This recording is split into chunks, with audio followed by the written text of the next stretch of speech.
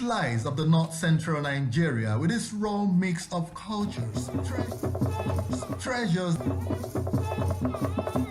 and amazing people.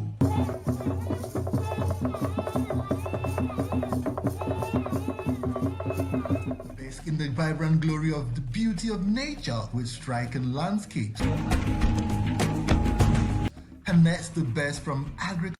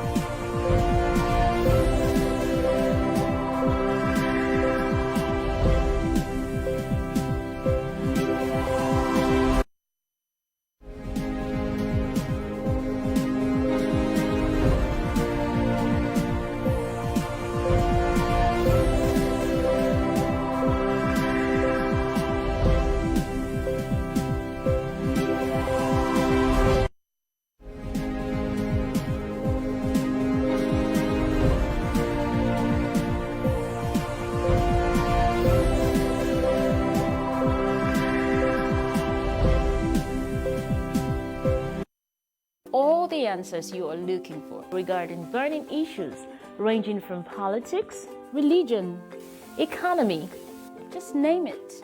Issues of the Moment is your information hub.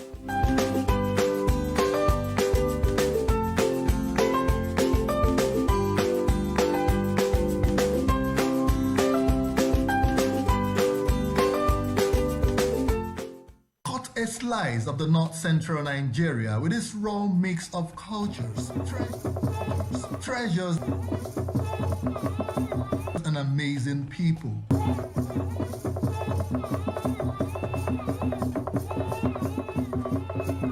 Based in the vibrant glory of the beauty of nature with striking landscapes.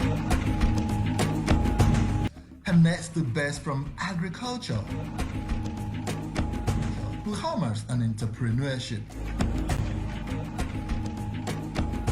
Put in a mix of local politics and governance from a resourceful people with amazing lifestyles, and you are right in the center of the northern Nigeria. North Central Journal, a compendium of people, places, news and views, all in an amazing mix that bears it all. Only on Television Nigerian. This is Television Nigerian, a broadcast network committed to serving you the very best in online and offline television programming.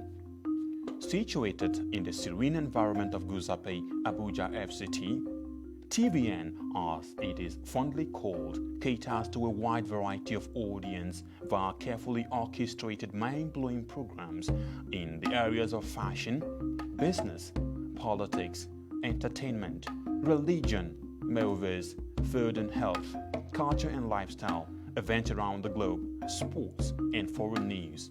Whatever your inclination, we've got you completely covered with programs like Issues of the Moment, The Patriot, Daybreak Nigeria, Matter Africa, TVN Business Time, Healthy Living, From the Cradle, Stay Inspired, Entertainment Gist, Movie Hour, Hits Paradise, among others. All designed to keep you thoroughly informed, entertained at the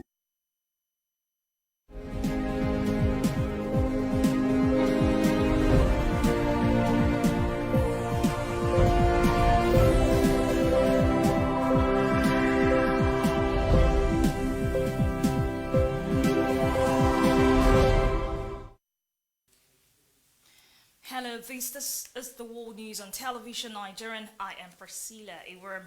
President Muhammadu Buhari has sworn in and assigned portfolios to the 43 ministers designated at a ceremony which took place at the State House Abuja and saw some returning ministers retain their former portfolios.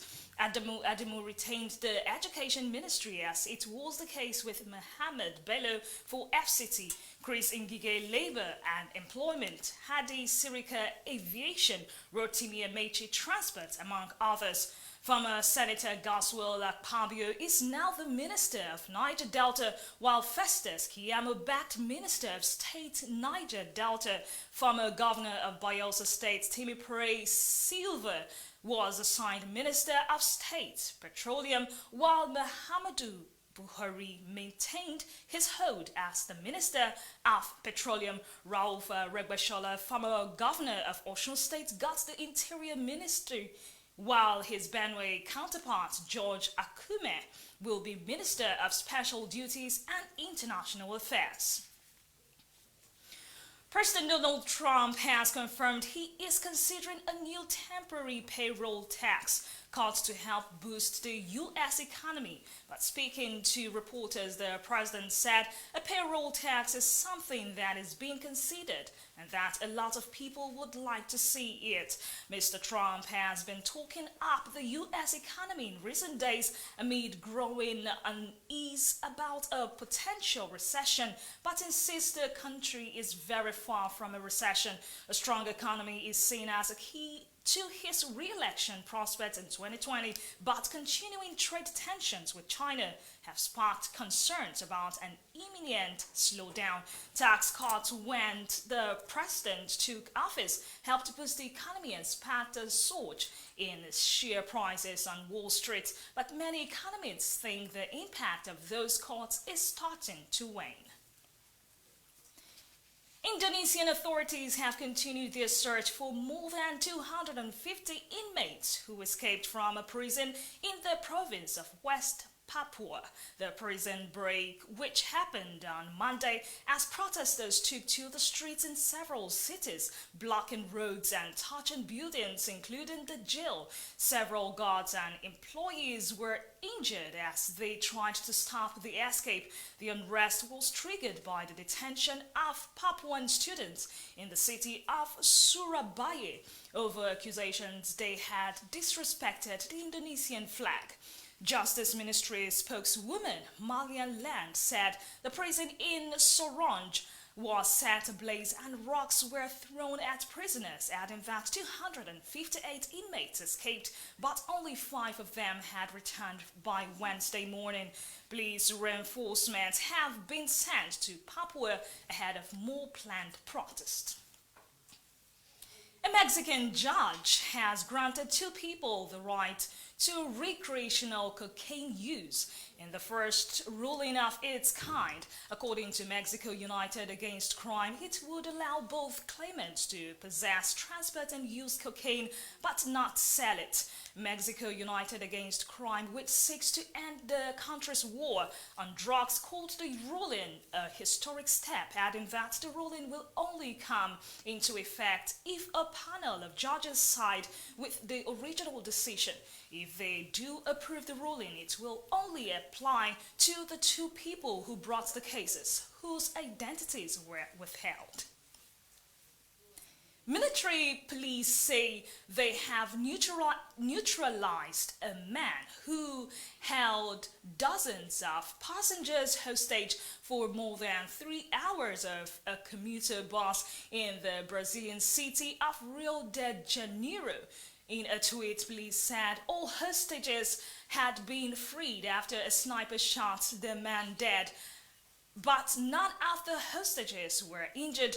Police had surrounded the bus, which came to a standstill on a bridge linking Rio with Niteri. A spokeswoman for the military police, called Mauro Flees, told a local TV program that the sniper opened fire when the hijacker appeared at the door of the bus, pointing what looked like a weapon at the head of one of the hostages, but was later found to be a toy gun. At least 6 passengers have been freed before the sharpshooter took aim. China has threatened to impose sanctions on U.S. firms involved with the sale of F-16 fighter planes to Taiwan if Washington goes ahead with the deal. Foreign Ministry spokesman Zheng Shuang urged the U.S. to stop the arms sales and end military contact with Taiwan. The U.S. government has approved the possible $8 billion deal involving 66 aircraft, the biggest in decades. The potential sale comes amid ongoing tensions between Washington and Beijing, notably over trade. China regards Taiwan as part of its territory, which should be reunited with the mainland by force if necessary. It is regularly criticized U.S. arms deals with Taiwan, including the current one, which has been widely discussed. The Nigerian embassy in Ukraine has formally petitioned the Ukrainian Ministry of Foreign Affairs and the police department in Kharkiv and demanded full investigation into the circumstances surrounding the stabbing to death of a Nigerian medical doctor, Bolade Ibiku Edemai, by a lady identified as Victoria Poprawko, with the connivance of her dad in Ukraine. These words confirmed by Honorable Abike Dabiri-Erewa, Chairman, CEO of Nigerians in the Diaspora Commission, who has been in touch with both the family of the deceased and Nigerian embassy in Ukraine. In a statement by the Commission's head of media, Abdulrahman Balogu in Abuja, stated that the Nigerian embassy in Ukraine delivered the federal government's message to the Ministry of Foreign Affairs and Police Department in Kharkiv in Ukraine. And that was the World News on Television Nigerian. Thanks for watching. I am Priscilla Worm. Just stay tuned for the 8 p.m. news.